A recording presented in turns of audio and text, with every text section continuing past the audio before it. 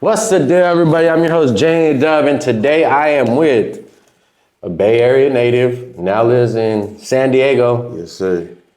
Let them know your name, man. Mylan.Theparies. I'm gonna have to clear that because a lot of people will fuck around and get on me and be like, "Oh, you're not from the Bay." Sacramento's technically not the Bay, so I don't claim the Bay. You know what I mean? My family is from the Bay. Like I got a lot of family from Oakland, still living in Oakland, Hayward, so. No, I'm deeply rooted in the Bay, but I can't claim it. But you're from Sac. You know what I mean? Okay. But I got a lot of people I know from Sac too. Yeah, that's a lot of people that went up to Sacramento for college. Okay. Yeah, we're just gonna jump into this one, man. Okay. I've been wanting to know. I kind of read into it a little bit, so I was kind of like, oh, okay. Okay. Your name? Okay, Mylan.Theparies. All right, so I used to go by M2D. Okay. Which was Mylan 2 Dope. And I don't know, it was just some funny, janky shit. You know what I mean? Everybody has that first name. You know what I'm saying? I was what, like 20. If you don't change your name at some point, it's just kind of like, are you really an artist? Are you really trying to do this? Yeah, exactly. You got to go through a name. Because if you go with that first name and you're stuck with that first name ever since, like, if I would have kept that fucking name, and because the way I did it on the platforms like Apple and Spotify and shit, it had to be a weird space. It was an M space 2 space D. It's like they don't let you do like the characterization. Yeah, because you can't put the like $sign, nothing. Yeah. All that type of shit. I was like, okay, so if that's the case, I'm gonna have to go through this. But I had lived in San Diego for the first time from 2018 to 2019. Right before the pandemic, I moved back home in December. And then pandemic hit like March or whatever. But I'm going through it because I was in a group, me and my homie. Oh, okay. I had moved down to San Diego the first time to be a group. It was called Pay Twice. And I got that shit tatted on my stomach. Like, that's my brother. Still to this day, he's featured on a lot of my songs, 96J. So that's the guy. But I had moved back home, was going through it, like hella depressed, feeling like I fucking failed at life because I moved back. I'm like, damn. Yeah, I came back home. You know what I'm saying? Like, I moved away from this motherfucker. Yeah, to do something. And then didn't work out. That's fine, whatever. We bounced back. But just going through that rebuilding period, rebranding and shit like that, getting my mental right. My mom is my best friend, so like we had created a little podcast, and it was called Like Mother, Like Son. And we was just like kind of documenting therapy sessions almost, you know what I mean? I didn't really want to take it anywhere. It was literally just, people are fascinated by me and my mom's relationship because she just hella cool, you know what I mean? She don't give a fuck. Yeah. We talk about pussy ass, eating pussy. That's the same thing. It's the same thing with my mom. Come on now. If I get my mom on the camera, it'd be over, but she just wouldn't do it. It's a wrap. Because that's why, like, even like women I've met or been with in the past, like before they meet my family, I'm like, all right, the way we're gonna talk today, you might not think it's normal, but this is just how we are. Right. Like even my cousins and my older brother, like they be talking about sex and shit, and it's just like she was like told you, like it does get awkward, but that makes it the best, bro, because then you always have a friend, and you always have someone you can actually really look into that actually fully knows you as a person. Exactly. And they can take your motherfucking ass out this world too at the same time. Big facts. Big facts. It's a gift and a curse at the same time. So it was good that I had her in my corner. Of course, I'm the only child. So like it's just me and her. But like I said, she helped me like nurse me back to sane, you know what I mean? Being good, coming back. Back to your normal self. Yeah. And then on that journey, I'm just like, you know what? Like, M2D, like what the fuck was that? You know what I mean? Yeah. Like if I'm gonna do this, bro, all you gotta do is be yourself, number one. So that's where it's Mylan and the period. It's like, cause I'm me, period. You know what I mean? And then the Paries is like this is my favorite part. Yeah. Like I used to like to fuck with people with astrology, cause I'm like on some like you're hella weird. Yeah. Like why the fuck do you care so much about astrology? The more I dig into it, like over the years, a lot of that shit is kind of true, but a lot of that shit is bullshit at the same time. But that's neither here nor there. So that was like a mocking Paries, because it's a Pisces and an Aries put together. My mom is a Pisces and my dad is an Aries, and I was born on March 20th. So growing up, March 20th, it's You're crazy. dead center. Right there, I was like, Okay. damn, like I never even had thought of it until I started thinking about that shit for real. It was like, how the fuck did that happen? A Pisces and the Aries, and I guess on the astrology chart or whatever the fuck, a Pisces is the beginning and an Aries is the end type shit. So having that together is dope. Yeah, because you're stuck in the middle. Like I read it, but to hear the story, it's like, oh, okay, now it's more into the name, and that's what's more creative to do with your music too, because now you're yourself again. Like, you went away, you had your little problem, you did that shit with your mom, you came back to San Diego, and now it's Mylan.Theparies, and it's just Aries, Pisces put together, right in the middle. Paries, bro. It's a little bit of my mom. And a little bit of my dad, you know what I'm saying? And it's just me just doing what I'm doing. And I'm just still staying Mylan at the fact, period. Yeah, the 20th is apparently the last day to be a Pisces. Yeah, I read that part too. Yeah, that's crazy. Yeah, so like, you're literally just... I grew up thinking I was a Pisces. My cousin was like, give me your time. During the pandemic, everybody ain't doing shit. He like, give me your time. Put in the time. Like, oh, actually, you're an Aries. I was like, oh, shit. And then my mom started crying and shit. So you're like, half your life I was at Aries. No, Pisces. For real. Yeah. Fuck it. And I had already said it. Like when I was young, like in elementary, I would always just fuck around and be like, oh, I'm a Paries. So it was like full circle moment type shit. Yeah. So I've literally lived both lives. Yes. Come on now. So when did you start getting into music? Okay. When did I start? Really? Okay, so like, would you say start recording music? No, just on general. In general? Yeah. Okay. When did you really start to think like, I could rap? I could rap? Okay. Elementary. Oh. Yeah. Like I still have my rhyme books of like 2nd, 3rd, and 4th grade. Damn, that's crazy. Yeah, because my next question is like the first time you recorded, do you still have that song? The first time I recorded, yeah, I have it somewhere. See, that's what's even crazier. You have books from when you thought I could rap. Yeah. You're 2, 3, 4 years old writing rhymes. Your mom's probably looking at it like, oh, this damn kid. Figure something else out, kid. That's not gonna work. But at the same time, you still have your first recording somewhere. Yeah. A lot of people that come here and I interview and I ask, like, is there somewhere for them to find the song, or is there somewhere like you could still hear it? Nah, man, like it's not there. Like I still have my first song. Do you? Yeah. My first song I was singing. Oh. I came in to my homeboy's house, and back in the day, it was just the back room. Yeah. Laundry room, and I walked in. He was like, "Hey, come sing this." I was like, "What the fuck you mean, come sing this?" He was like, "Come sing this song. I've heard you in the car. Come on." I'm like, "All right." I did it. He's like, "All right, cool." Left, and I was like, "What the fuck?"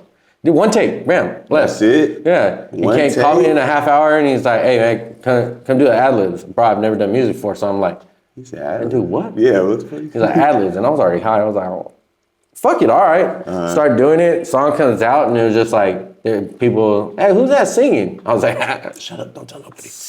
And I went for the longest, bro. Everybody's like, "Who's Janu? Who's Janu? Who's Janu?" And nobody put it together. It's the first initial of my first name, and my last name is Newton. So I just took the T-O-N off.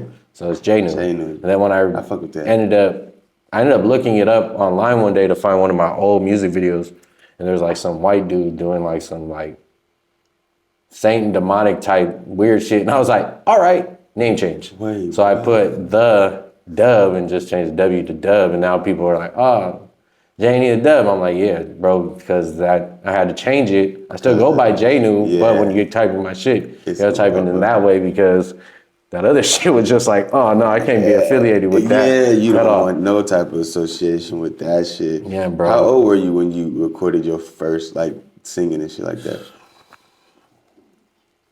21. 21? Yeah. Okay. I just turned, because me and my 3 homeboys, well 4 actually. No, 3. All of our birthdays are within weeks. So it's me, my best friend Garrett's is 4 days after. His brother's is 5 days after. And our homeboy Johnny's is 6 days after him. So God like damn, we used to yeah. just like bing, bing, bing. And then like by the end of that would be like, all right, man, we're not partying no more. Because it was nonstop. Because it was like, it started with my birthday and then we had 4 days. And at that time we were just freshly out of high school trying to figure ourselves out. So we're just out, bro, on the streets, out the block. And it was just like, well, fuck it, party every day's our birthday until the month's over. So we'd be into January like 10th and still be, man, bro, this is too much. Yeah. You gotta stop doing this shit. But it's during these holidays? Like, no, it's just during, it's in May. Oh, so, and we're going into summer. Oh, so shit. It's like going into summer, you're just dreaded out like, all right, bro, this is it. Yeah. I think that's why I don't drink no more. I could see that. I could see that for sure. Yeah, no, I got my first recording somewhere, bro. But there was a time period where I was doing parody rap. Oh, that's tight though. I like that kind of shit. Yeah, my homeboy Devin, shout out CA, he has a song called "You Can't Smoke Like Us," and he did a parody music video. Okay. And that shit, bro, shit like that is different. Yeah. And a lot of people don't fuck with it, but I'm one of those types, bro. I only like, if I'm at home, I'm putting on something comedy. I don't want to watch nothing. Because you want to laugh. Sometimes I'll put on like some like SVU or something if I'm like, all right, let's just watch something intelligent for the day. And it's just like, but sometimes I'm like, all right, let's just watch something funny. Like last night, bro, after the football game. Sorry, I know everybody else didn't, but I watched Ted when it came out yesterday. And that shit is fucking hilarious. Is it? Yeah, it's a great fucking show, bro. I was kind of like watching the commercials for it. I was like, this is gonna be so fucking stupid. When it started, it was like, oh my God. Like he rags on some white girl in class that's trying to give the teacher a hard time, like her substitute. And Ted just lays in there with a bunch of shit. He's like, and I know everybody else don't know, and we know you know that your uncle is really your dad, and your dad's really your uncle. And the girl starts crying. I was like, damn. I started dying, woke up my kid and everything. I was like, fuck. But it was worth it. Yeah, because it's hella funny. Yeah. No, yeah, I think the very, very first, like, shit that kind of went crazy, like I used to do YouTube. I used to do a lot of shit, but I mean, we could get into hella shit, but I did a parody to the Anti song. And I made it about cookies. I love cookies, bro. So like a lot of the parody shit would be about cookies. Like I made a whole chip tape, cookies tape. Like it was. Like, so you went full into it. Yeah, it was. I was leaning into it because at the time, like when I was doing the YouTube shit, it was like comedy. We were like a comedy group. So it's like I've always been a funny guy, class clown, most contagious laugh. Like just people gravitate towards me and look for that joy and that humor. So I always wanted to get at. But those were like the early stages of recording. But like musically, early on, like I say my mom, my grandma, my papa. My papa was a drummer. So he had a set like in the garage, had a set in the house. Like, I think they moved it from the house to like inside the living room. But my mom is playing Red Hot Chili Peppers and fucking Sade and Bob Marley, Jay-Z. Black Album was crazy. Black Album to me is like holy grail type shit. And then my grandma had me around in the choir, you know what I mean? Oh, the gospel shit too, I mean? So that's those were the early influences. And then the first time I recorded, I was probably like 19, like 18, 19, in my closet with clothes, like pop filter, like out of the socks, man, for real, bro, for real. Like I had to get it. I think I was using Logic on my MacBook. Like I didn't really know what the fuck I was doing. Yeah, bro, and it's just like I get into it a little bit, but like, cause being older and seeing everybody doing music now, and like I've interviewed a lot of my little homeboys, and they're doing all their music off their cell phone with the with the Apple mic. Right. And when the homie came in one day, he's like, hey, let's record some shit. I was like, all right. I'm thinking he's going to go get a mic or something. He's like, takes out the little outlet and he's like, and he started singing. I'm like, what the fuck are you doing? He's like, bro, listen. And then he turned it on, mixed it real quick. And I was like, and it really what sounds the fuck? Like cool, and it bro. sounded like normal. And he was like, yeah, bro, all my music. He goes, all right, bro, come with me. And he shot a music video, same day. That's crazy. Put it out, same day. That's crazy. That made me feel like I just been wasting money. Bro, that's what I said. I'm like, my iPhone? Really? Like when I stream on live stream for IG, I'm like, damn, I get it. I don't need a camera. I don't need this. These kids are doing this shit just off that. Easy. And I went to my homeboy's little setup for his Twitch account. And he's doing like playbacks for wrestling and shit. Mm-hmm. Bro, he's doing it off his phone. Really? And he bought an actual mic, but the mic hooks up to the phone. And I was just like, bro, I mean, at the end of the day, these phones just get. But that's what they said. The new iPhone is built for vlogging. Oh yeah. Like you're supposed to. The camera's supposed to be like having a fucking Canon fucking super camera. I'm like, bro, it's crazy. It's gonna keep getting crazier and crazier. And then I'm a dumbass and gonna have to go buy one. I'm gonna have to do it too. Because it's to the point like a lot of places now aren't letting you in with the camera. You can't go everywhere and vlog. Like if I go to say I want to vlog a Dodger game or a Laker game or something like that, I could take my phone and a stick. They're not going to tell me no, for sure. But you can't take that bulky ass camera. Yeah. So they're just like, they're labeled like a photographer, videographer if you have a camera like that. Right? You just and then you're still in their shit, so they don't want that shit happening. Yeah. It's like everybody gonna do shit anyway with the phone. It don't fucking matter. What are you gonna do? Put your phone up. Like, this ain't a strip club. You know what I'm saying? Right. Yeah, like, come on now. I don't gotta tuck nothing. Yeah, bro. Leave me alone. Right. So how do you stay motivated and inspired to do the music? I like this question because the other night at the producer panel, they asked the same question to the producers.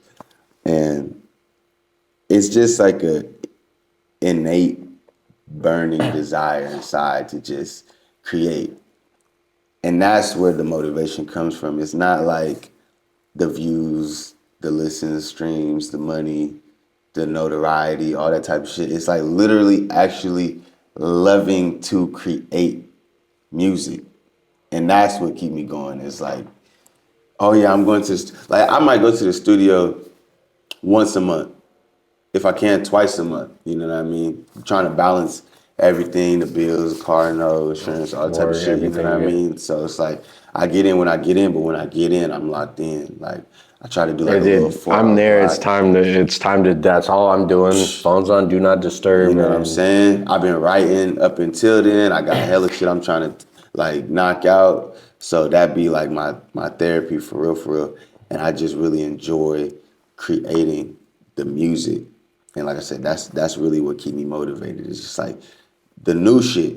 Cause like this shit, like the project that came out, that is super specific. Yeah. That's a super intentional, super specific, concise project. It sounds similar. It was on purpose, but like all the other shit, like even before that, shit I put out before that is different, but like the shit I've been working on now is crazy. You're putting yourself in a different lane, which is everybody needs to, bro. Like You don't want to hear a million Drakes. You don't want to hear a million Lil Babies. Facts. You don't want to hear a million Dirks. Facts. Because it's to a point like everybody. You remember that little kid that started trying to white Lil Baby?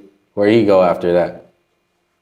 Nowhere, because you ain't Lil Baby. Yeah, I must have missed it. He's some little white kid, and he had long little flow out hair, and he'd walk around on Instagram and be like, hey, let me play you my music. He really sounded like Baby. Really? But it was just like, bro, it's not gonna work. The more you do that, your lane just closes because they're just only gonna know you for doing Lil Baby songs. If you do anything else, they're gonna be like, oh, your voice sucks, because you already took someone's voice that everybody puts on a pedestal and you sounded like him. So your voice can only either go this way or this way, but 95% of the time it's going this way because you put yourself on a pedestal with somebody that's arguably probably in everybody's top 10 for right now. Not, let's get that right. Not in forever. As of right now, current. In the rap game, both Babies are pinching their name up there. And it's just because they both are different. Yeah. The Baby's fucking spazzing out crazy, dropping freestyles that are fucking crazy, and then Lil Baby's just giving you that thug passion. Yeah, for real. Yeah, and it's telling you really the streets are. You don't want to associate yourself like that. But then again, that comes from, like, you kind of what keeps you motivated. It really is like, what are your intentions behind it? Yeah. You know what I mean? Because a lot of people view music as a lick. And it's like, if that's what you view it as, I guess cool, more power to you. You're going to get out of it what you put into it. You know what I mean? And it seems like half these people that do stuff like that, they're just in it for the money. Exactly. And it's like, exactly. I mean, you probably did. He probably did get paid. Probably. It's probably like did get paid. 6ix9ine. But like you got paid. But I give everybody everybody gives me shit about this. As much dumb shit as that man does, and as much fucking ridiculousness he does, ratting and all. Yeah. That fool got the bag. Oh, no doubt. And he's still getting the bag. No doubt. What people don't realize, before he started rapping, he said he wanted to do Latin music. Oh, word? He said that this was his outlet. The way he can get into there was making himself so big in the rap game that they're going to be like, oh, and you can rap in Spanish?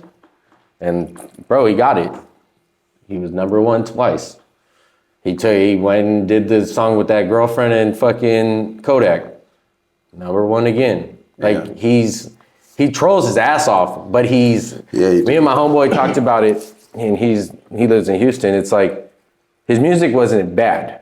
It wasn't great, it wasn't bad. Some of his shit was actually kind of catchy. Yeah. But the homies like that shit. He was so good at trolling, he knew what to do. And like I watched his documentary on Hulu, and his baby mama says like he's been doing this since he started doing music. Yeah. Writing, what did he have? A shirt that said HIV on it, and he was rocking it.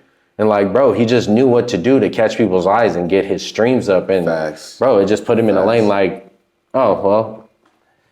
And people can keep trying to do it like him, but it's not a good idea. It's really not. Because he's not on good terms with anybody. And that's why I'm like, but at the end of the day, like, he could live with himself. Yeah. So it's like. And he can go home to Mexico and he's king. Facts. And he's living in Puerto Rico. He's king. Facts. He fucking got a gun charge and everything, and he's sitting at home. They built a statue of this man. Yeah. Somewhere. I just seen that recently. I said, what the fuck?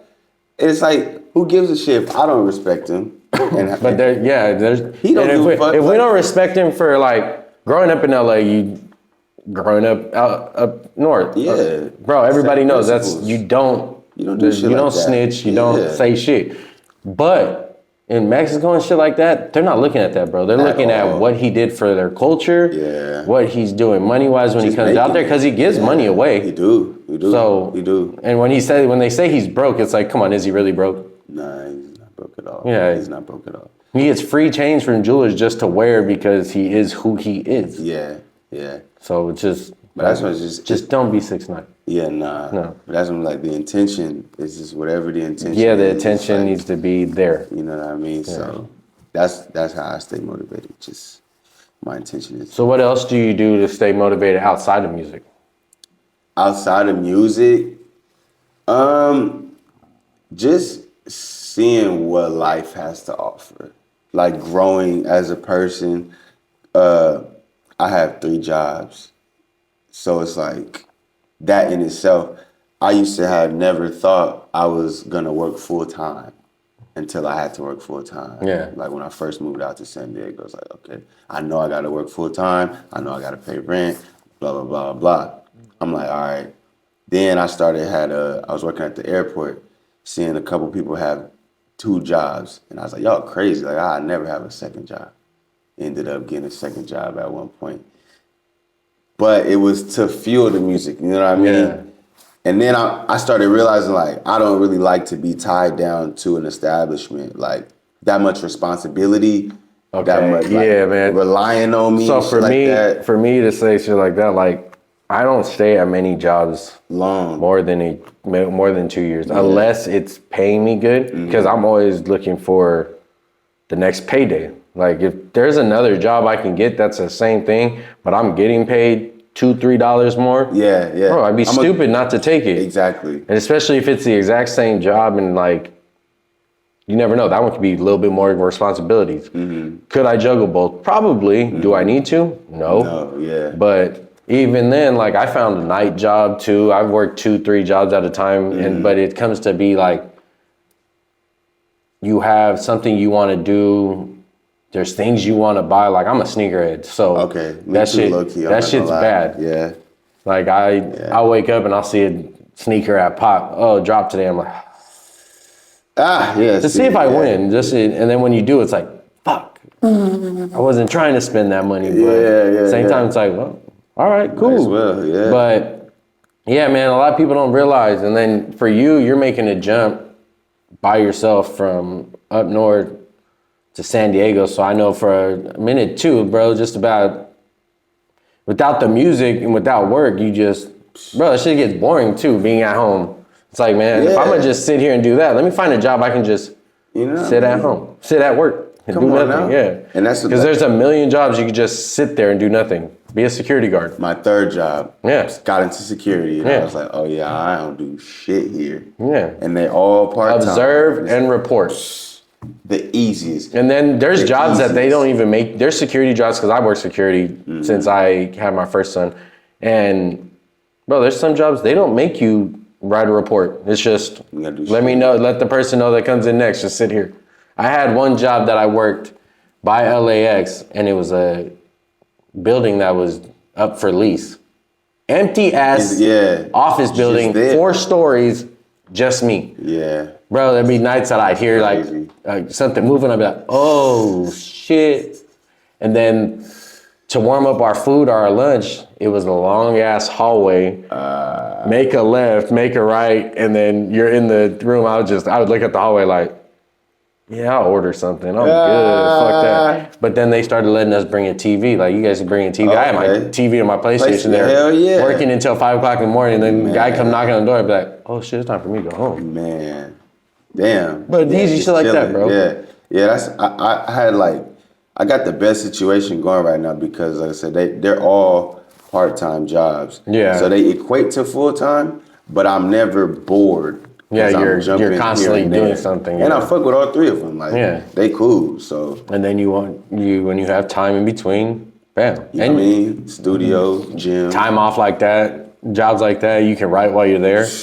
And I have. Yeah. You know what I mean? Like, easy shit. That's I like just seeing where life takes me, growing and shit like that. What can I pick up and shit like that. So that's another way I stay motivated. Yeah. Outside of it. And it helps with the music. Yeah. So you just dropped a project. Yes. You will be performing tonight with Underground Magazine. Yes. Which, big shout out to Post Guy and Underground. Man. The biggest shout out, bro.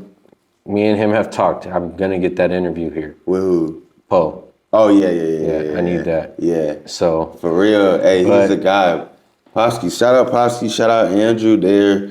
They're just good guys, bro. Like everybody. Bro, they seem, because I just hit him up out of nowhere, bro, when I seen the magazine, and I was just like, hey man, would you be down to do an interview? He was like, bro, set it up. Send me dates. And I mean, from being, sorry if I said your name wrong, but just being, bro, that open to just do it for anybody trying to come up doing something, because I ain't got big streams, numbers like that, but he's willing to give that. Underground. Yeah, bro. And so it's underground. That. And that's why I did it, because I see kids around my city making music, and bro, people don't hear them, but if I interview them and provide the platform, bam, there they go. Yes. So shout out to him. He's doing amazing things with Underground. I seen his big hit magazine and all that. Like he's really making a name. His Kalen for real. He's had the big name stepping up and, really giving him his flowers while he's here. Mm-hmm. And I really believe in that, because you never know what time is gonna happen. You never know if you're gonna see the person the next day. Yeah. Giving their flowers while they're here. That Hit Boy shit was crazy. That Hit Boy. Crazy. Cause it happened as our shit was kind of rolling. Yeah. And it was and it came out of nowhere. Yeah, it was like, oh shit. And it was just like, oh shit, big hit. And Hit Boy just did one with him. Bro, when I seen the Kalen for real first, and I was like, oh. And then when I seen Underground coming out, and then I seen that, it said Truth on it, didn't it? For big hits? Yeah. On the red one? Yeah. And I was just like, ooh. That shit is hard. Shit. And I was just like, and they took it on fucking No Jumper on the interview, bro. Like they did? Yeah. I didn't even talking about it, yeah, bro. And it's crazy. It's just like he's doing his thing, bro, and he's putting people out there. Yeah. that's how I got linked with you, him, and Slim. Yep. And Slim's fucking, that's my guy. Shout out Slim. Yeah, that shout out magazine. 9-5. That magazine specifically, the Hit Boy one. It came with 3 exclusive songs. Yeah. That shit was so fucking dope to me. I was like, you scan this shit and you get free music. Yeah, I was like, oh, that's how you sauce. So on the interview, Hit says that they came out with that. That was their idea, like, seen a magazine do this. And it was just like, damn, these fools was masterminded. And it's all his and money, everything up for his pops that got out of jail, and they're doing and he's good. Hit the ground running, bro. Hit the ground fucking running. Album with Game right out the gate. Out the gate, came back to back. You don't get that from many. Nah, you don't, bro. Especially the Game. The Game don't come out of retirement for less than fucking someone that he really believes in. Yeah, and that's hardly ever. Yeah. So that was big. Yeah. Another thing too that was like even crazier. Last night we had the meet and greet at a smoke shop in downtown. The fucking gas mask was priceless, bro. Hey, shout out Havoc. Shout out Havoc. Me and Havoc have been talking to. I'm getting that man here, bro. His music is fucking crazy, bro. Havoc has like the craziest energy. Like that man is bright. You know what I mean? Bro. And I fuck with that kid. Like he's super dope. And the gas mask is just like, that shit is even more. Bro, to see his Instagram and he posted him at work.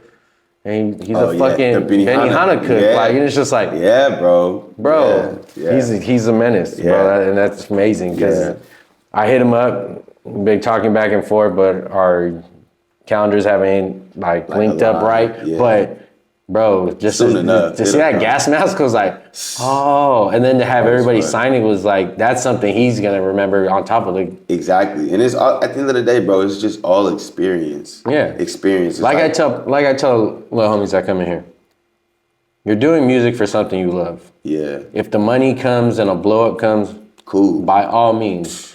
But look what you're doing while you're doing it and really love what you're doing at the time, especially shit like that, like, because you're not going to see it too many times. Fuck no. Like, enjoy the journey. For me, I'm doing podcasts. My homeboy took me to see Shame on You live.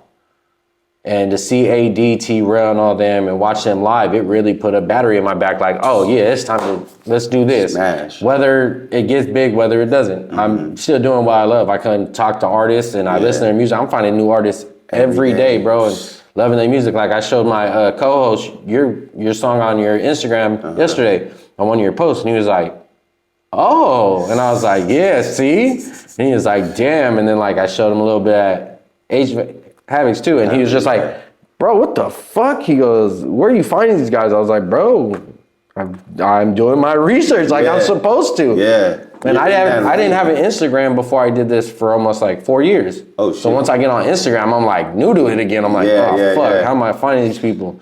And then little by little, I started intertwining with people, and it's like, oh, okay, yeah. It's just happening. Yeah. It's just happening. Like I got some guy that can't even call him a guy. I got some kid coming this week.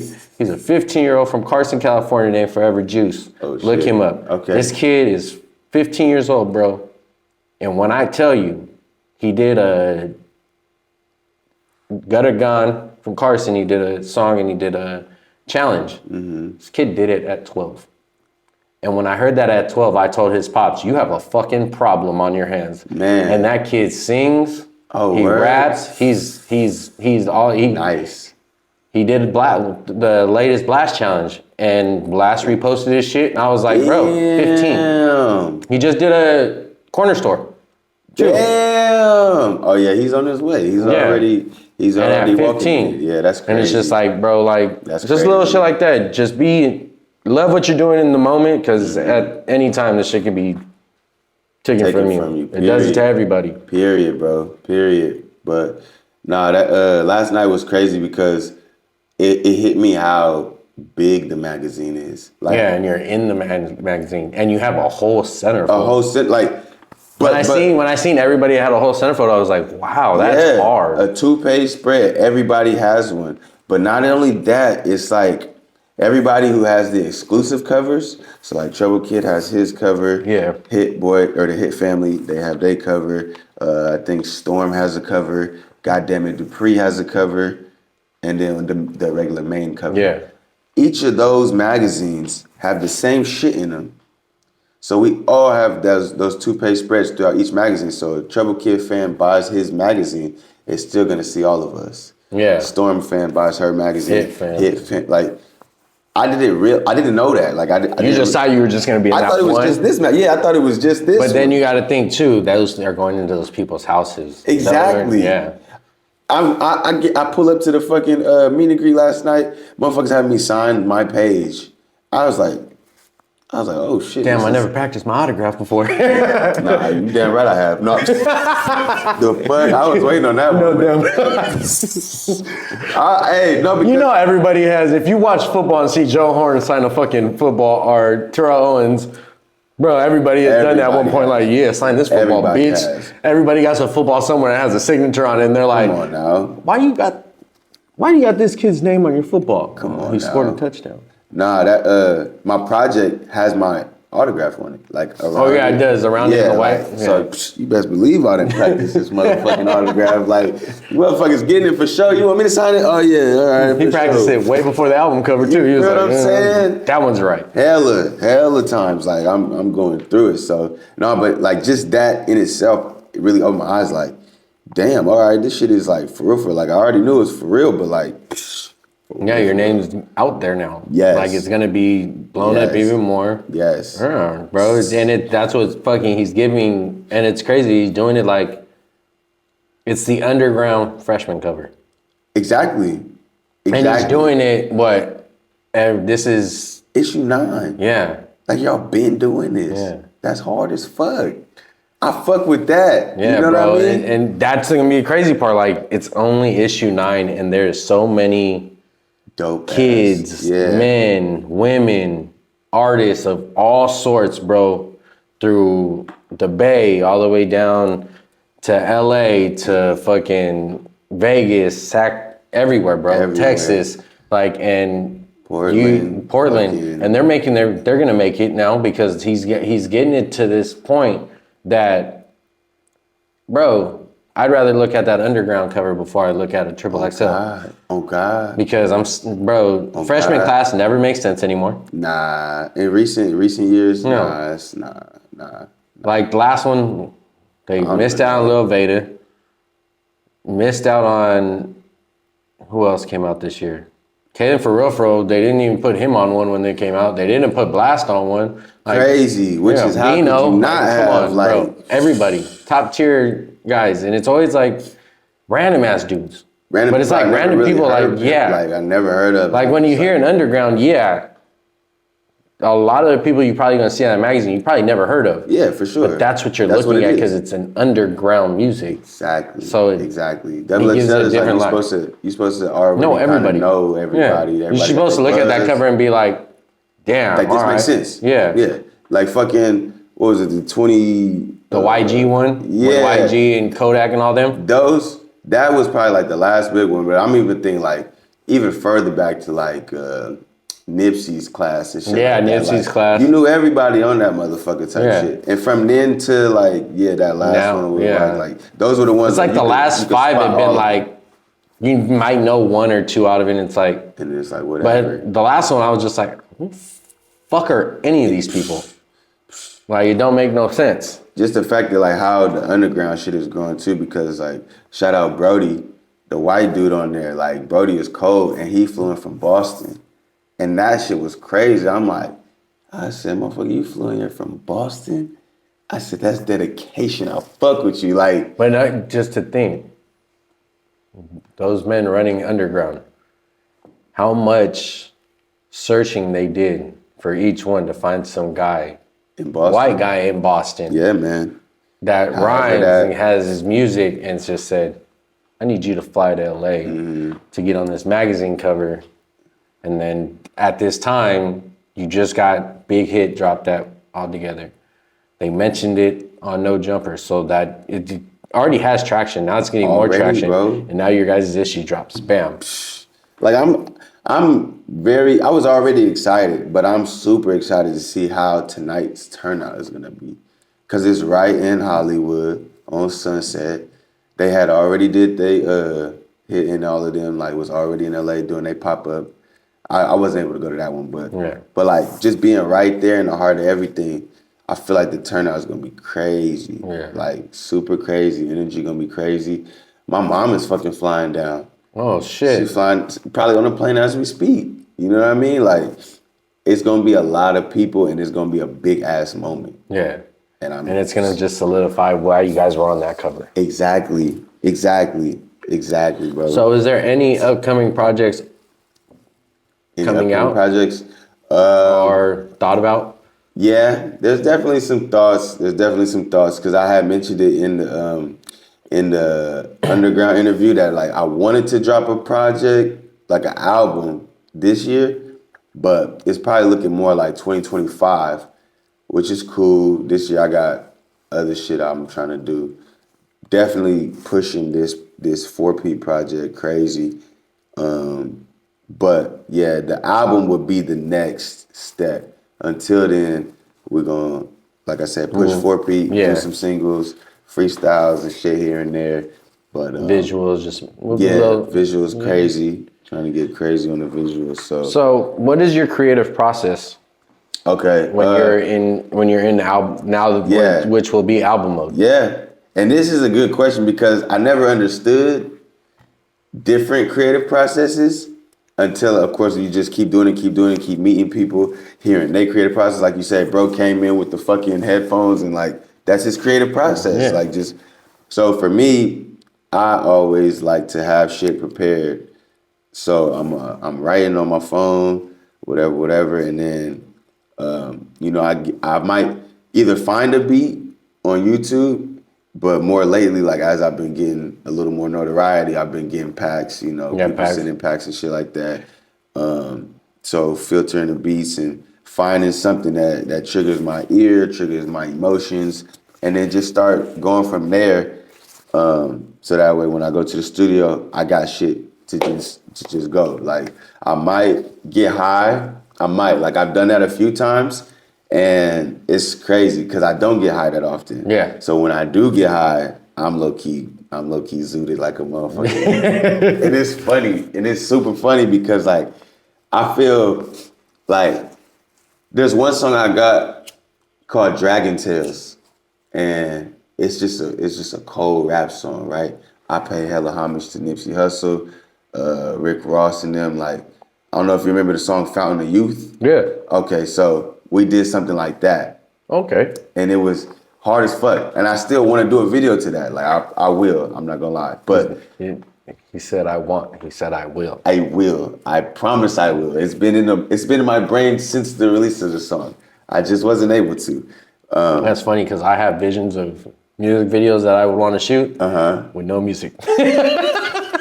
I'd be like, I'm gonna get in the booth and do this, and I'm like, that's hella funny. Nope, guess not. Every time I'm about to, bro, every time someone says like, hey, let's do work, I'll be sitting here waiting for them, never show up. I'm like, all right, well, fuck you guys, man. I'm done waiting for y'all. Yeah, see, and that was another thing too of like getting to a point of being able to collaborate, being open to allowing people in my space, in my energy to be able to collaborate. Or even in your music. You know what I mean? Yeah. Like, first of all, you gotta be hard. I gotta fuck with your shit. I gotta fuck with your shit. I look, you gotta fuck with you as a person too, because I need to know what you own, what you stand for, shit like that. Because I can't just be collaborating with anybody. I'm not like that.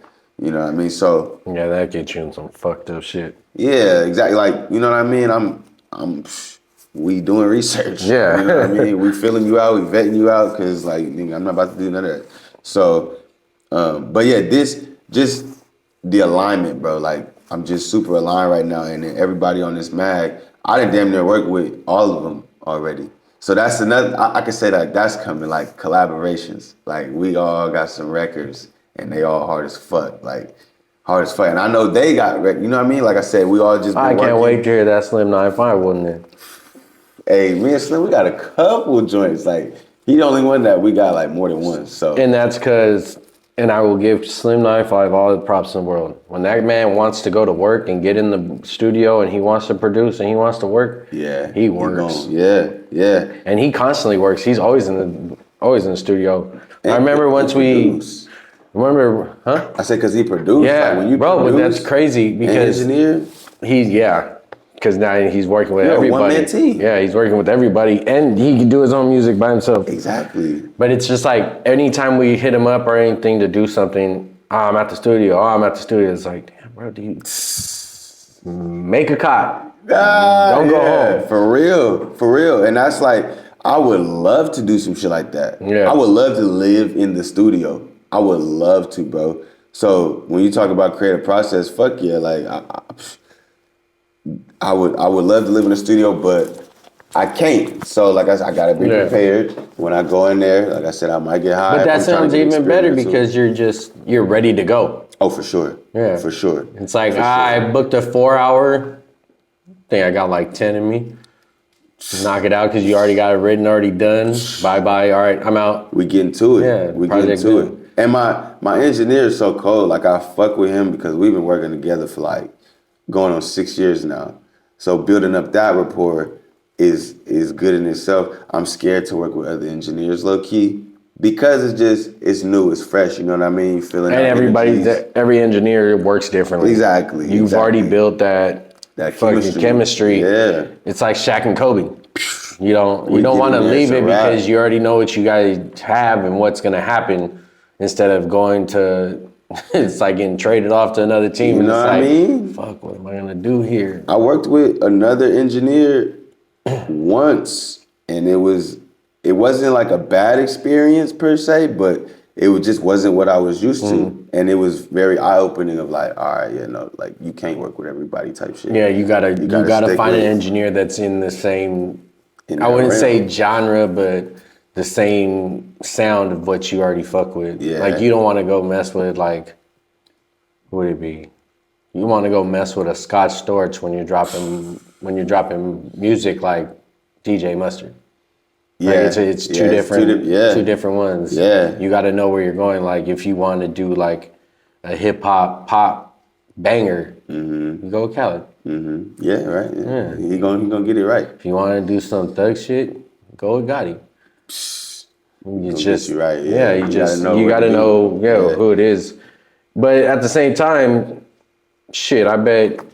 Did you have an engineer moving from up north to down here? Nah. So see, that's even. He's even when I was living in Sacramento, getting ready for the move to San Diego, my homie that was already down there had found him. Oh, so he had already worked with him. Yeah. I don't even think he had worked with him yet, but he had just like found him. Yeah, he found him. So when I came down there one time just visiting and we locked in, that was kind of like all of our first time meeting. It's like, this is probably like 2017, I'm thinking. But yeah, so just since then, it was just, I'm like, oh yeah, I fuck with him. Just 'cause he's just cool. You know what I mean? Just cool. White guy. He makes it easy to get Bobby, like. And he said white guy Bobby. Man, white guy Bobby. I fuck with Bobby, bro. Me and Bobby is just locked in. And I think more so because Bobby is an audio engineer. He's not an artist. He's not I can't say he's not a producer. He does make beats here and there. But he can hear the sound. He's focused on that sound. So I've worked with somebody like that. You know what I'm saying? And not even just in like a music realm, like an actual because I'm a cook too. Okay. So I've worked with the guy that cooking was his life. Created the menus and shit like that. Plating. If he took a bite of something and it was missing, he's like, you didn't put the right amount of salt. It's like, I put the whole, you said 1 teaspoon. He's like, the teaspoon wasn't full. Like, what the fuck, bro? Like, and he just was so anal about shit, but it was like, I get it though, bro. Yeah. There is perfectionists out there. It's an OCD at some point. And me and him both have that, which is good. You know what I mean? So I fuck with him because we're able to throw off those ideas. Like he'll give an idea, you know what I mean? And if it's cool, I'll try it. If not, I'll still try it and then we could go from there. Like, oh, it was cool or it wasn't the same shit. I'm like, oh, try this and do this. And we listen to each other and really go off that. So like when I worked with the other engineer, he was an artist as well. So it was like, oh, so he there's a difference there. You know what I mean? It was like he was more so just like, I'm just trying to record you. You know what I mean? My engineer, he's mixing throughout the section. And he's working. So I remember I went to Vegas one time. My homeboy hit me up to do a song with him. He was like, I already booked it, already paid for it. Just come, knock it out real quick. My dumb ass wakes up at 6 o'clock in the morning, starts gambling in Vegas before my flight at 7 or at 8. And I'm drinking. So when I get off the plane, he picks me up. When he picks me up, we hit that first liquor store. I grab a bottle of Hennessy. Oh my! I'm just like, by the time I get to the studio, the song, I swear to God, I'll never tell anybody where it's at.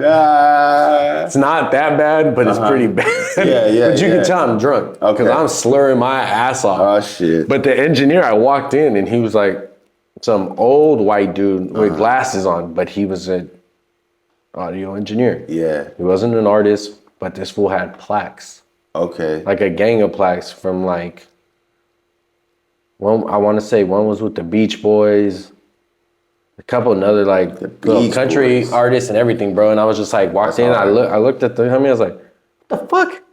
He's like, bro, yeah, it's my engineer. It's the only person I work with. And then he was that type. He's over there when I come out, it's already mixed. He's looking at me, he's like, I think you need to do this. My drunk ass, yeah, fuck it. But I can get that because then I've worked with my homeboy Booby. Yeah, I'm gonna talk shit now, bitch. I gave you props last time. Like he's an artist and he's a writer. So there's songs that he has written for me that I go in there and I'm like, hey man, what the fuck? And he's yelling. I remember one time, it was like my 3rd time in the studio. He started cussing at me while I'm in there. He's like, man, what the fuck, bro? That's like the 5th time. Come on. Open the door and go, God damn. But he's a coach too. He coaches high school football. I looked at him and go, hey, I'm not one of the kids, bitch. I go, you want me to get this done? We shouldn't have drank that Amsterdam before this motherfucker. End up getting it done. He looks at me, he goes, man, my bad. I go, nah, bro, you just fucking impatient, motherfucker. Yeah. I was like, you wrote the song. I didn't. I was like, you literally, it was like literally we were just sitting there drinking. He's like, I got this song, bro. You want to record? And I was just like, what? What the hell? He handed me the page and he was like, get in there, just get in there. You can do it. I'm like, hey, bitch, I can't even read your writing. Hold on, we got to redo this. And then it was just, he's like, I got it on my phone. I'm like, okay. Oh my God. Jesus Why Christ. didn't you? Yeah, like what the fuck? Send it over, he sends it over, and then we finally get it done. But it was just like, there is those different engineers that like, every engineer is different. Yeah, they just work different. Especially if they're an artist. They're also an artist. They're trying. Some of them can be like, hey, "Fuck this nigga music." Yeah. But there's those ones that will be like trying to. But you gotta do this. I don't want to sound like you. I want to sound like me. Right. Yeah. So I can get how you an audio engineer because your latest album or mixtape, whatever album. I'm gonna just go mixtape. I be EP. saying, yeah, like it's considered an EP. I just call it a project. It's amazing. And like, thank you. It's just, thank you. And you can tell that you did it your way because you have a different sound, but it's also a very much you can West tell Coast. That you have a gospel background. Oh, where? You can tell that you were because I listened to a lot of like Mo3 and like people like that. Oh, like, yeah. You could definitely. Yeah, and Mo3, you can hear it, and he said he used to say, "Oh yeah, I sung in the choir with my grandma." And bro, it's just like his high pitch, and it's like, but he's talking some fucking guns and murder shit. Yeah. It's just like, damn, but you can tell when people have a gospel background, especially in singing. And I listen to a lot of R&B music. I'd rather listen to R&B music, honestly. That's what I go to. I get to go to. But you can't listen to that with the homies. It just doesn't go there. It gets very weird. So, how do you deal with writer's block? How do I do a writer's block? I don't necessarily have writer's block because I never try to write a song. Like I've never. Okay. I got a better one for you then. Okay. You get a pack of 10. Okay. Today. You're going through them and you're knocking left and right. You get 5 done. That 6th one, you turn it on and you're just like, fuck, I don't know what to do with this. What do you do with that beat? Do you scrap it? Fuck yeah. Or do you come back to it? Well, for the most part, like in that moment, I'm gonna scrap it because nothing's hitting me. Like nothing, I don't feel nothing. You know what I mean? It's got to be a feeling there. But let's say I fuck with the beat, but still just nothing's hitting me. Yeah, I'm gonna come back to it. I'll eventually like revisit it. But I've never done that to where it's like I'm going through a pack and like I'm writing to everyone. I'm going through the pack and I'm listening to everyone. Well, yeah, like after you listen, where's that one beat? What's a beat that stand out to me, that stick out, and I start flowing immediately, like it just comes natural. So yeah, like it's hard. Like I never did a writer's block or dealt with writer's block. More so, it's just natural. Yeah, for real. That brings back a gospel background. Yeah, you have a lot of shit that you know in your head. Man, Bible, everything's flowing. Music starts playing. It's just crazy. Yeah. The Keep Me Company song, specifically that song, even like the Show You Off song, that first one, and that's just the one verse. Cause you said Okay. So yeah, a song like Keep Me Company, a song like Show You Off. With Show You Off, I put the homie on it just because I didn't want to seem like I was all up on this one girl that I wrote it about.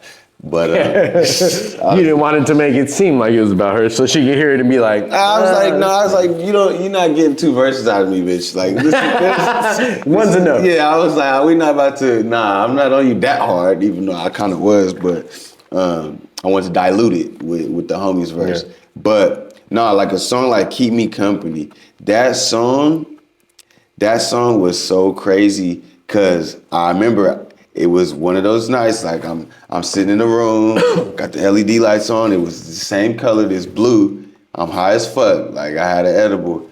And I think I was scrolling through TikTok, and which is how I got hooked up with Underground. That was kind of a crazy story too. But anyway, I'm scrolling through TikTok, a beat pops up. I hear the beat. I'm like, ooh. This beat hard as fuck, and it just like invaded my body. You know what I mean? And the whole song came to me immediately. From the singing part, the hook, the rap, it just all hit me, and I was just like, oh shit, this is a hit. Like this is a banger for sure.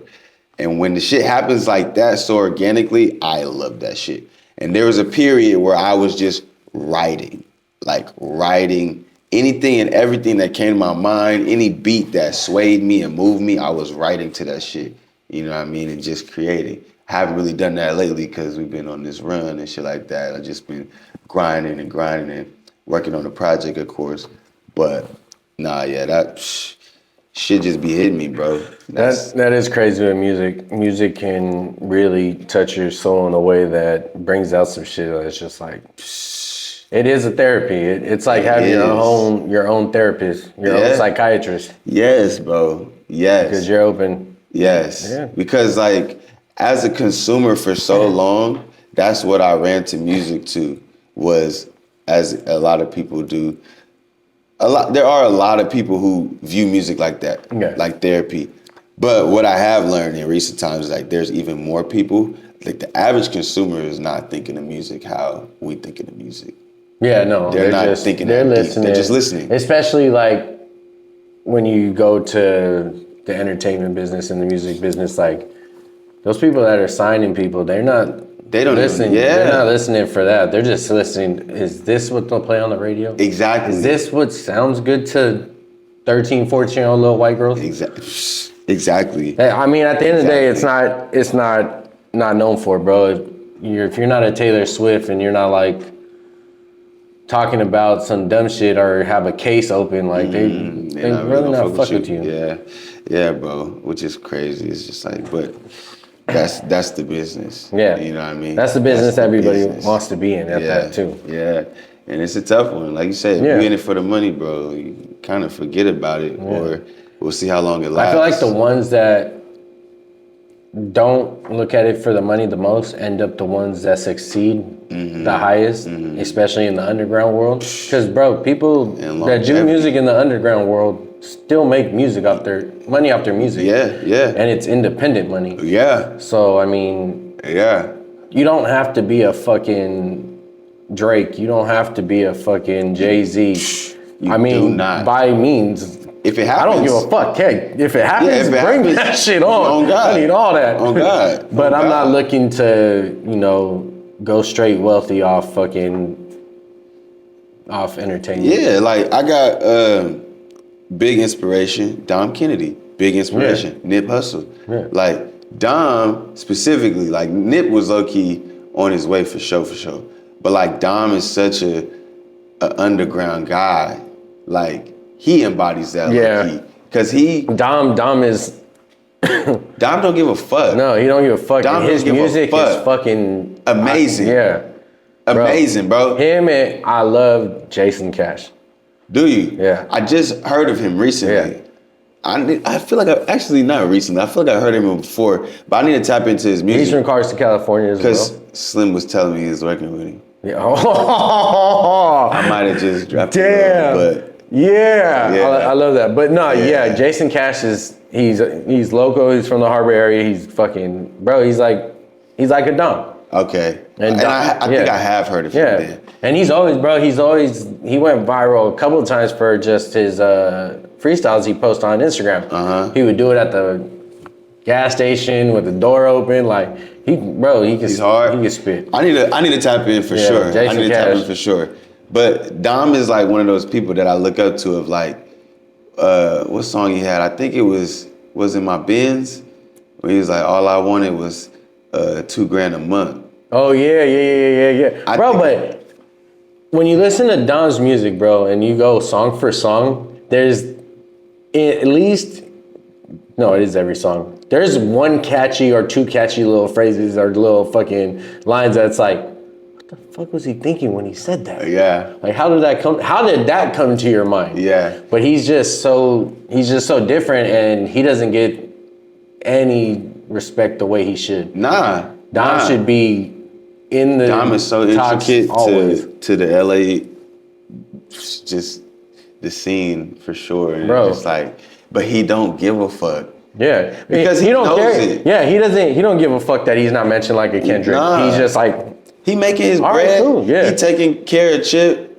Like that's all he give a fuck about. He's not worried about shit. And I love that. Yeah. Like I'm just saying, like if I could take care of me, take care of my family, my friends, and just do what I need to do. I don't need to be in the limelight. I don't need to be in the spotlight. If the music, he's in the spotlight, but he's still playing the background. You know what I mean? He not a guy that the paparazzi is trying to chase and hunting down. TMZ ain't running after him. Fuck no. They probably, you know how many times TMZ's probably seen him and just said, Exactly.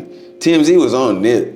Yeah. You know what I mean? Yeah. They was on Nip. But Nip was more than just, like everybody knows, Nip was more than just music. He was an entrepreneur. He was innovation at his finest. He was a crip that literally, bro, changed the game of hip hop for his city. Yeah. Like when you see like a Jay-Z and shit like that, they got rich through the entertainment, bro. They're the man when it comes to the big game shit. Yeah. But Nip did it for his whole community, bro. Yeah. Like put jobs up, he put stores up. And like the smart store shit, like that innovation right there is dope as fuck. Bro, he opened up a whole little center for jobs. Like Nip did his thing, bro. And it's just like that's why Nip was followed so much. Because they wanted to find Nip fuck up once. Right. That's all they wanted to do. Right.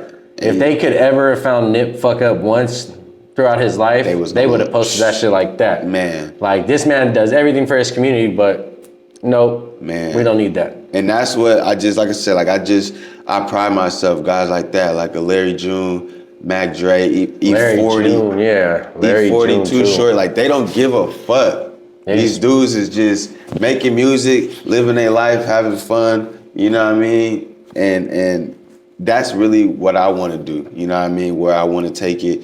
If I could take it further and do other shit, that'd be great too. But I'm not in it for the vain shit. Yeah. You know what I mean? I'm in it for the love. Yeah, because bro, when you get into the fucking business aspect of it, it's fucking it's crazy. Horrible, bro. Yeah, it's crazy. When I hear some people's deals and shit, when they come out and it comes out, it's just like you did why would that. You even sign exactly. Like, man. And that's my thing too, because we've been having at a lot this of moment, talks. bro, when you hear any rapper, anybody, bro, and they're not a big name, even some big names will be like, I'm independent. Yeah, yeah. Like, I ain't paying. I don't want to sign. Yeah. Like, I don't want to sign. G Preco. Don't want to sign. Don't want to sign. Like, why would In I? the independent clique. Come on. Like, now. He's same thing, put it on for his city. Exactly. Put it on for his community. Exactly. Independent. Why sign? Why? If you get a label to come at you, number one, like I feel like a lot of people chasing money, right? And that first deal gonna look so sweet. Yeah, because they've never seen that amount of money. Exactly. And they just gonna jump the gun too, because a lot of the kids is young. They don't know about business, don't know about contracts, don't know about... The only way I'm jumping in a contract like that, if I know that it's gonna help my parents for the first one, and then I'll get that shit out, knock it out, and be like, you know what? Yeah.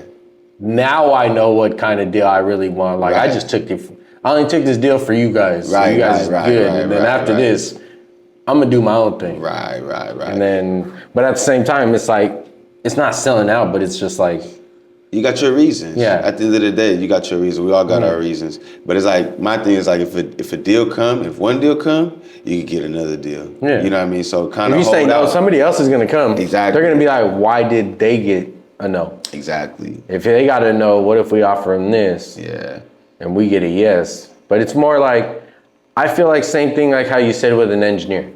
Mm-hmm. So when you're gonna sign with a record label, they better come with a pitch that makes me feel like it's family and like you're not gonna do some dumb shit, no spite shit. It better be, it's business, we're family, we're gonna knock this out like this. If not, hey, take that shit that way. Yeah. Because I should be able to come in here and tell you, hey man, I am not doing that. That's not the image I'm trying to protect. That's not me. Mm-hmm. If you're gonna say otherwise, then this deal ain't worth it. Yeah. If you're gonna tell me not to drop music or I can't drop a music that type video, of like, shit is crazy. Like, I don't want to be trapped.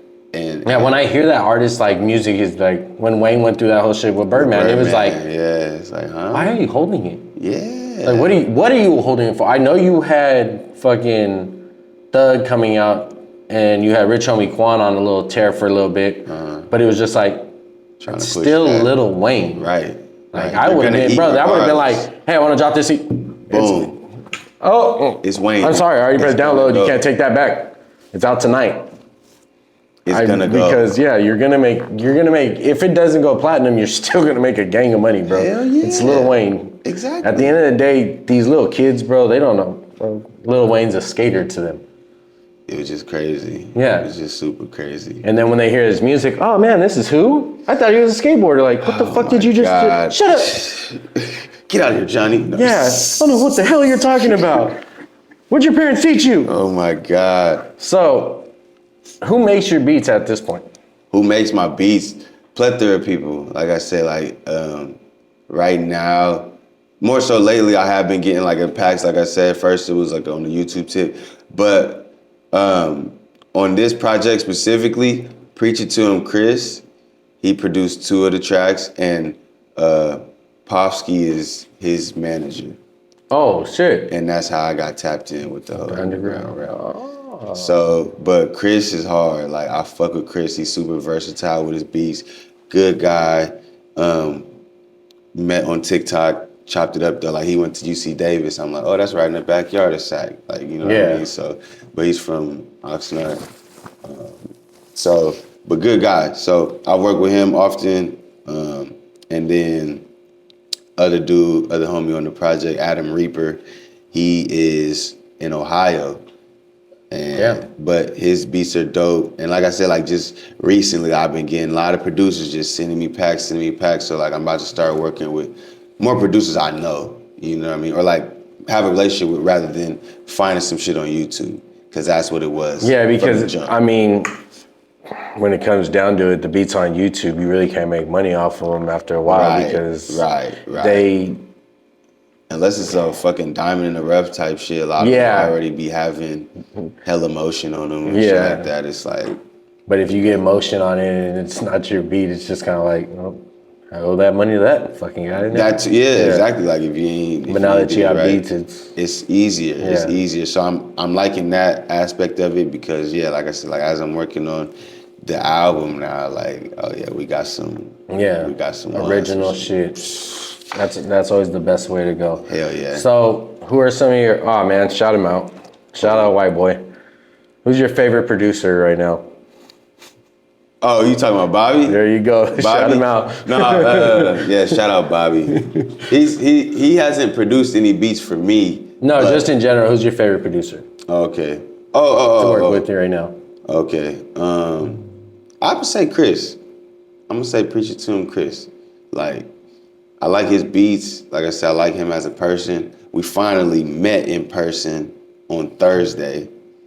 Oh, because he's down here. Yeah. And it was crazy. He was like, what the fuck are you doing here? What the fuck? Like, it's just love, you know what I mean? It just feels like... It's like you already had met him. Because you guys have already been intertwined like that. Exactly. That's genuine. That's tight. It was dope, man. Yeah, it's just everything just happened super authentic, super organic. And, bro, like they always say, it happened for a reason. You're on that cover for a reason, bro. You just dropped an album.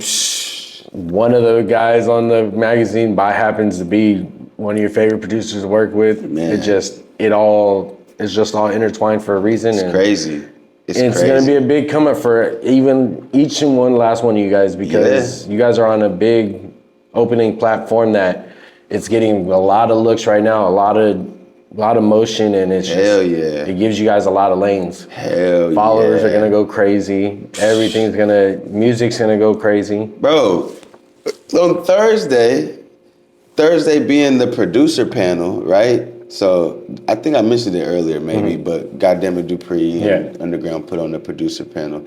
Had hella producers, like LA producers from D-Nice, Larry making all the hits. He was there. Fucking Pusha Rod was there. And I didn't know. Like, it didn't fucking click because I've only seen him once. I've only seen his face once. So it didn't click. He keeps his face really, really super low key. Super low key. But it didn't hit till after me and Puff was talking about it yesterday. And I told him, I said, bro, I didn't even fucking realize Pusha Rod was there. Like, I would have said what's up. He was like, yeah, I had to go speak to him. Like, he was like, I had to go talk to him. He was like, but I got that connect though. So it's like, if you need me. So I was like, my God. But yeah, like, Sorry J Nari was there. You know what I mean? And me and him really kind of got to tap in too because he's super intricate. Him and Larry to the LA scene. Come on now, like, what the fuck? Sorry, J Nari, Larry on the beat, making all the hits. We know the tags. You know what I'm saying? We know the fucking tags. So Larry on the hit. I've heard more Larry on the hits than I do DJ Mustard half the time, man. Come on now. And the homie was telling me that's just like Kid Ink's. Like, bro, when it comes to a tag, Hitman, it's just like,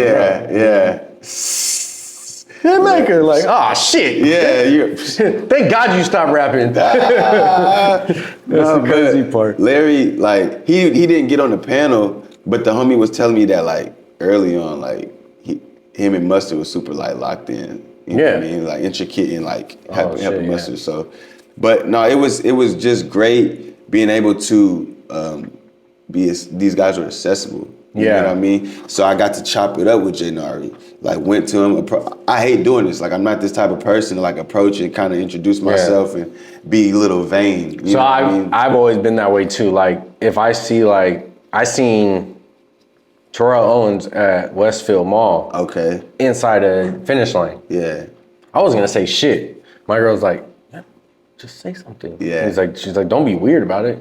He looked at me, he goes, what's up, young fella? I was like, you're not that much older than me, first off. Relax. Hold on. I was like, man, I know I didn't want to do it. My girl's making me do it, man. He was like, oh, man, come on, come get a picture. Put his sunglasses on, we took the picture, and then like some guy came up to me, he's like, oh my God, is that Chad Johnson? I was like, yeah, you go tell him that. I walked away. Oh my God. I walked away, and my girl was like, see, what if you wouldn't have did that? I was like, yeah, because I did that one time with Hulk Hogan. Oh, word? At the And airport. It was bad? And I'm a real wrestling fan. Yeah. I was just like, I didn't want to say nothing. And he looked at me, and he's like, hey. And I looked at him, I smiled, I was like, yeah. He was like, come here, and he put his arm around me. It was like a little sleeper hold. I was like, oh shit. Right, yeah. I was like, damn, this nigga's hands, arms are big. What the fuck? Let go of me. Yeah. And it was just like, I wish I had my phone at the time just to get a picture or something like that, because you never know what's gonna happen, bro. Facts. And especially with that, like now you have lanes open for you that you didn't expect to have coming here. You expected to come here, perform, and just whatever happened just happened type shit. And now it's just like what happened was literally meant to be, because at the time, it's perfect timing for you. You just dropped a project. Timing. Perfect timing. You got visuals on the way. You're working on singles and shit. Collaborations. It's just like, it's there now. Divine, bro. What if Divine. J Mar or Larry hits you like, hey, I got a beat. It's just like, even it's like, hey, you got a what? Yeah, come on now. That's why I went up to him. Like I said, well, now you like that, but it's like, yo, growing up, being in high school, hearing the tag, your sound was so intricate to my ear. Yeah. You know what I mean? So I just like, I want to, give you your praise and your flowers, bro. My name is Mylan. I'm on the cover, blah, blah, blah. And I just dropped a project. I'd love for you to listen to it and let me know what you think. We follow each other on the gram. Sent him the shit, and yeah, he like listened to it and hit me back. It was like, bro, this shit is good. That shit is good as fuck. And those words, like just from him, I was like it shit started to hit me. Yeah, you know what I mean? I said, this is fucking sorry, J Nor. Like. But it's just, bro. That just means all the work and legwork you put in for yourself. Man, this is where you're finally starting. Some type of repayments comes to you, right. And that's what I believe in. Like I talk to gang people, do podcasts, and it's just, you put in the much legwork you put in is as much as you're gonna get back. You don't think that anybody that makes the NBA, the NFL, even is an actor, even is a rapper, singer, especially a singer, you think they didn't train or do something to get themselves to the point of that? Like they still gotta go to singing classes. A lot of them do because they wanna get better. And then sports, they gotta train. They gotta be there. The more legwork you put in for yourself is the more you're gonna get back. Exactly. And then, I mean, it's what perfect time. It's the beginning of the year. Come on. You got a whole year to show. Like I've been telling them, 2024, we gonna set the tone for these motherfuckers. And it's all time. Yeah, all gas. Bro. No breaks, the whole thing. Gas. Kobe year, there ain't nothing but a win. Right. You got a Kobe tat? You know I do. I got a whole I got his picture right here. Okay. I got the Mamba mentality right there. Okay. Then I got, what else I get? I got the Laker one right here. I got an 8. I got him and Gigi's number up here. Ooh. Yeah, I got my whole arm. I got a knit portrait right there. Like, man, I got a whole LA moment, except I got I got an Iverson tattoo. Gotta have it. As you should. Iverson really, he's my favorite. He's a reason why I've done a lot of things. A lot of shit he's done. I looked up to that guy a lot. Him growing up. And Michael Vick were like synonymous to me. Bro, what? Can't even say nothing. I wore every Vick jersey I had through middle school. Come on now. Go play football at lunchtime with a Vick jersey on. You wanted to be Iverson and you wanted to be Vick. Yeah. Come on. No, I don't care what you said. Yeah, I'm a fucking diehard Kobe fan. Kobe's my favorite player of all time. Yeah. But if you say that Iverson didn't give you one little bit of anything while he was out, you're a fucking liar. Yeah. There's no fucking way. Yeah. Him and T-Mac. Vince Carter. T-Mac was so cold. T-Mac, bro. I wish his career would have been longer, but hey. That's the same thing I say about Carmelo Anthony, but. Carmelo Anthony's shit was long enough.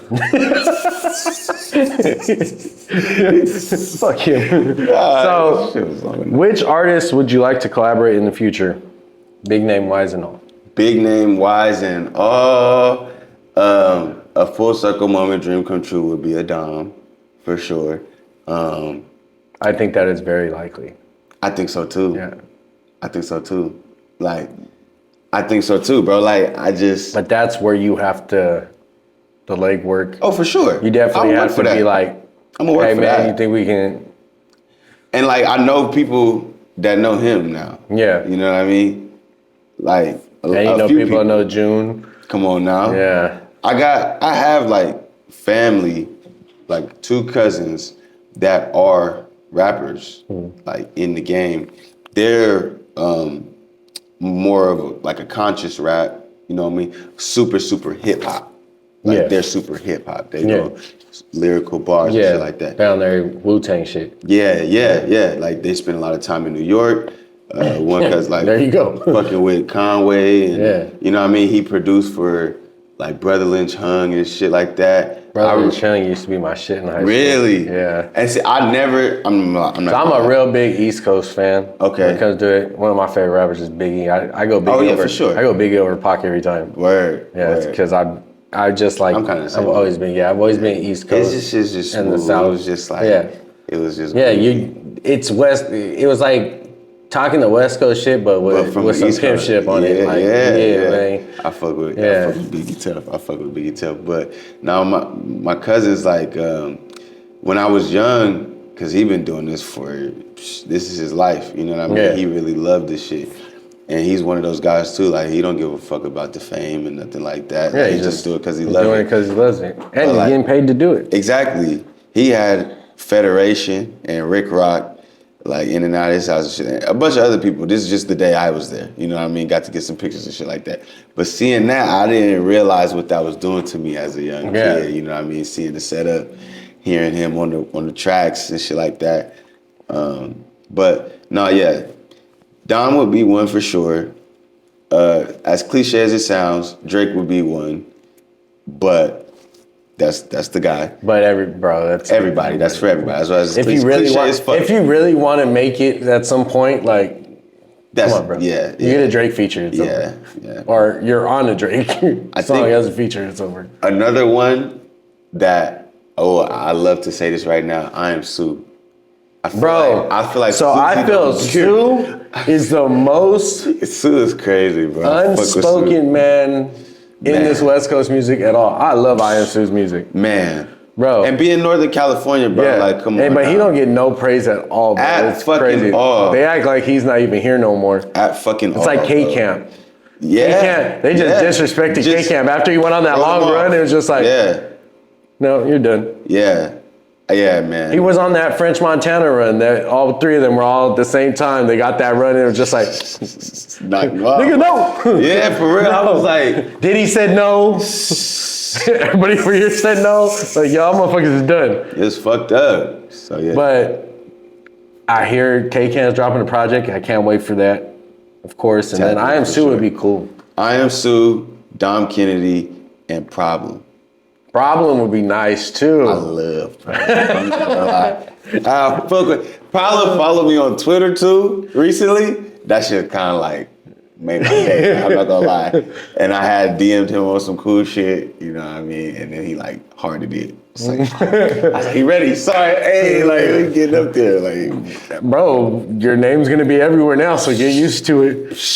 So, what's their best advice to give someone else trying to get in this game? Man, learn the business. First and foremost, learn the business. If this is really what you're trying to do, and make a living off of it, learn the business. Try to be multifaceted. You know what I mean? You got to wear multiple hats in this game. So, you know, put on your big boy pants. You know what I'm saying? And I think I really appreciate it now, being 27, about to be 28. Like, I like that it took me this long. I like that I'm not hella old, but I'm not hella young anymore. But I'm right where I need to be to know and not be naive, but to not get fucked. You know what I'm saying? Like, so, but definitely. I mean, as we've seen with a million artists, well-known, everybody that fucking gets into the game so young and the money just... Exactly. Because you don't know what to do. You're buying cars, you're buying jewelry, You're not realizing you're not investing nothing. Exactly. That's what I'm saying. Like, when you super young like that, a lot of these kids is young on this magazine. So, like, I would just hope that they, you know, got their wits about them for sure. But I would give that advice to any kid of like, definitely, I love the younger the better, right? Because that's where the passion is. Yeah. That's where the best creativity is. That's where the creativity. Like, I wouldn't say so much passion because they haven't really lived shit. That's a fact. I think like, and Future is the number one you can come to mind. Like Future started old. Yeah. Future is older now, but he has so much to say, and his dumb ass is still getting high. So I mean, he's definitely doing music. So it's just like the older you are, the more you got to say. But the younger you are, you have more drive, and you want to do like you want to put out them banging ass visuals. You want to put out a cracking ass song because at the end of the day, you're still in high school, right? Or you might just got out of high school and all your friends are still in high school. So your music's going crazy. Yeah. Like you're at the house parties and they want you to perform because you're there. Yeah. And you're getting all this, you know, all this publicity through your city. But at the same time, once you get to the point that these young folks that are on the cover got to with this, and your name's going to be spoken around, you just probably met all these producers like you did.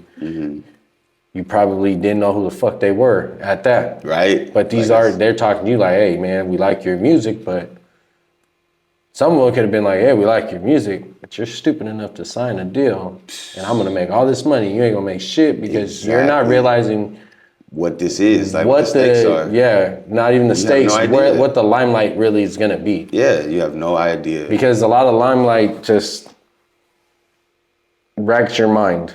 So you're not thinking, you're just looking at the cameras and lights and you're like, oh fuck, what the fuck? Damn, people know my name. Yeah. And it's just like, what are you gonna do with it now? It's the ascension, bro. Like then you get that first little payout, might be fucking 10, 20 bands. First thing that little nigga does, goes straight to downtown shopping and goes buys his gang of Gucci, gang of Louis, gang of Supreme, gang of this, and then he looks at his pocket, he goes home with $1,000. Yeah, it's like don't know where it went. Yeah, it really like got nothing to show for. And you're not gonna get nothing. You're not gonna get nothing else until you sell something, and you might not sell shit, so you might owe that money back. That's what I'm saying, and they're not thinking of that. Yeah, they're not thinking it's just of that. The bag. They think that that we gonna crack. And it's like you get it once, you could get it again for sure, but you don't know when it's gonna come, if it's gonna come. Yeah. So you could have just had that one song. And that was it type of shit, you know what I mean? So that's my advice, is just be aware, don't be naive, learn the business, and take your time. Like, that's the biggest for sure. Sir. How can fans most support your music right now? Most support. I like that because, God damn it, Cash App boy. 3 jobs trying to be an artist, motherfucker. We need that money. Oh God, if you really trying to support, which I really got people who want to support, like the people in San Diego, they wish they could have came. You know what I mean? A lot of them, you know, got lives and shit, of course. But can't wait till I'm able to really have a show in Dago. But if you want to support shit, there's always the Cash App. But yeah, just streaming the shit. I really sharing the shit. Cause up until this point, that's my next step. And that has been my next step is the marketing. Where the money's at. Oh, for sure. For sure. I did make my account like monetized now. Yeah. So I'll be getting into that for sure too. Cause I saw that. I was like, we gotta get up on that. We gotta get up on that. But yeah, it's starting to get into this and figure that out. Like, man, I'm old. I fucking know this shit. People telling me, and I'm over here looking into it. And I'm like, oh, you mean I can make money? And I can put money into it. Come on now. Didn't even know that, bro. Right?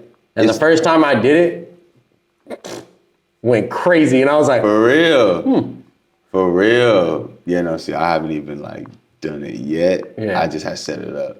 But I'm gonna do it. I'm gonna definitely, because this year is that year. Like the boost on there? Oh, they really boost. I'd be like, damn, the fuck? Yeah. But it's just because you're... Do you let it go? Like when you boost, do you let the algorithm take it, or do you create a custom one?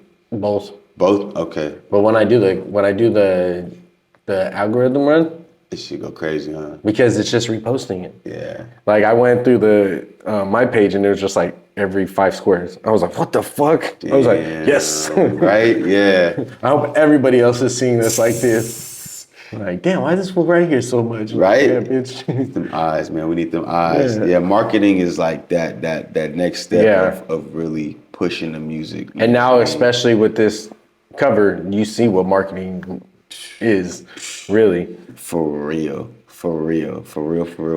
It's crazy when you see yourself in a magazine, though. Huh? It had to be crazy. It was wild as fuck.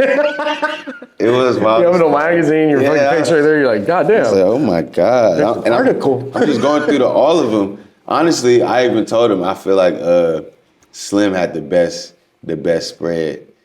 Cause it was just clean as fuck. Damn, he's like, ugly.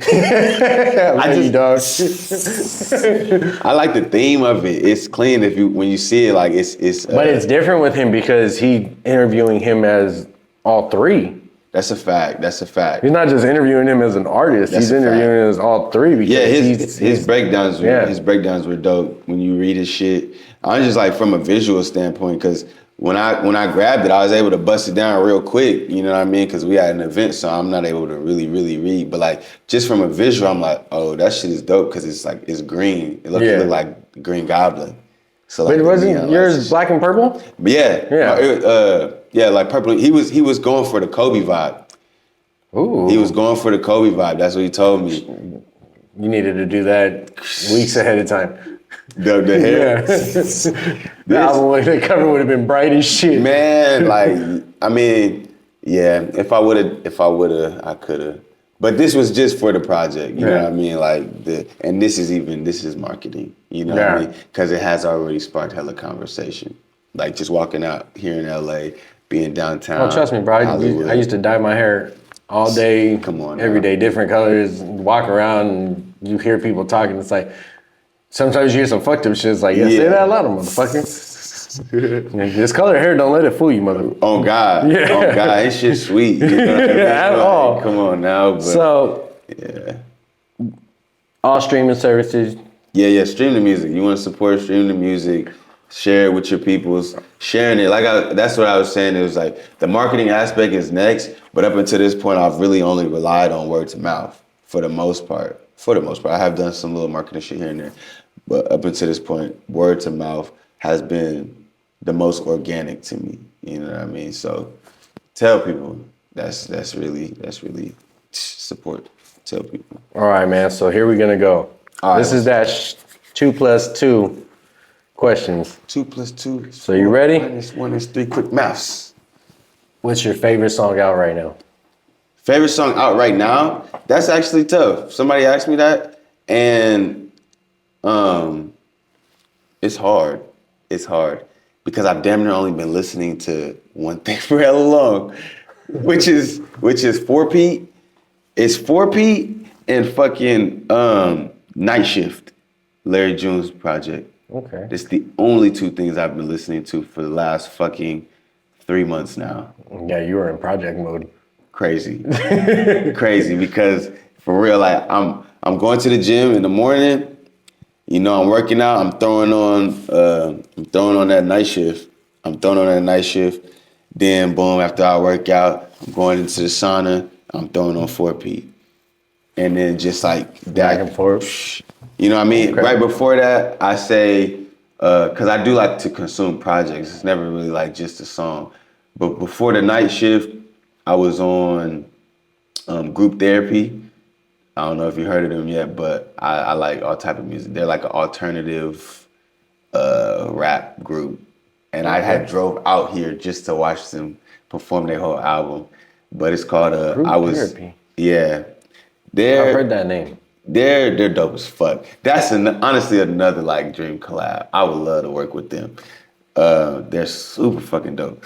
But I was listening to their album nonstop. I was mature for my age, but I was still a child. That's the whole name of the fucking tape. Long as fuck, but it's so refreshing because it's so experimental.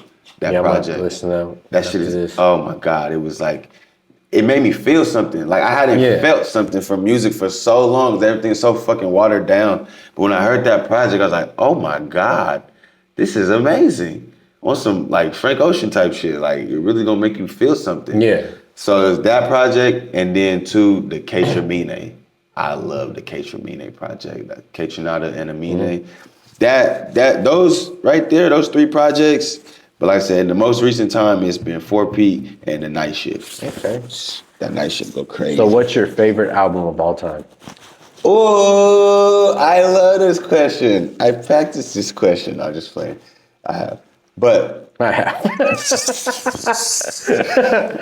that's no bullshit. But Black Album. Actually, whoa, my bad. That did just get hard. I do want to say Black Album. I'll say Black Album. I'll stick with Black Album. If not Black Album, My Beautiful Dark Twisted Fantasy. Oh shit. Yeah. That's it. Okay. Yeah. I like that. So, for you, when you get into the booth, what makes the great one? What makes the great one? Yep. Which one's that one that you, like you said, just came straight to you? What makes that song great? What makes it great? It's gotta have the bars. You know what I mean? It's gotta have something that's super, super vibey, that's gonna gravitate. Because I was looking at, what's his name? From 1500 to Nothing. Love. But I forgot his name, but he's in 1500 to Nothing. And it started with an L. Fuck, I can't remember his name. What is it, Love? I know you're talking about. I wanted to say Love Rants, but it's not Love Rants. Like, but, anyway. No, it's not. He was saying that like the biggest thing that's gonna go globally is like the melody. He was like, if I can't play your shit with one note on the piano, like one finger, it's not a hit. So you know what that makes me say? Look at Blast. Exactly. Blast is all melody. If he did a fucking one with live instruments, it'd be crazy. Exactly. And honestly, that was like me describing kind of my pocket is Eric Bellinger, Blast, Larry June had a baby. That's a 3-way baby. Jesus Christ. But yeah, bro, I mean, yeah, I can see that. I'm a big Eric Bellinger fan. I've seen Eric Bellinger perform live. That was my first starstruck moment. Really? Like that ever, because I seen him at a Rams game. Okay. I was just walking by, and it was just like, we still had to wear masks. It wasn't COVID. Okay. And he looked at me, he's like, man, come here, drunk. And he's like, take a picture with me. He's like, my dad had just got out of hospital not too recently. Right before that, he's like, come here, Pops, come take a picture too. And he was faded. And he just was like, come on, let's go. And I was just like, what the fuck? And then he just like walked off, and I was like, damn, that fool was drunk. But it was cool because I was just like, I remember posting in there like, how the fuck do you meet Eric Bellinger? I was like, I was just walking by. Bro. Right? Yeah. He grabbed me. Yeah, he grabbed me. And he's small. Shit. Like, goddamn. Relax, bro. All right. Here is the last question. And this is the question we ask everybody that sits here. Top 5 dead or alive. Top 5 dead or alive. Top 5 dead or alive.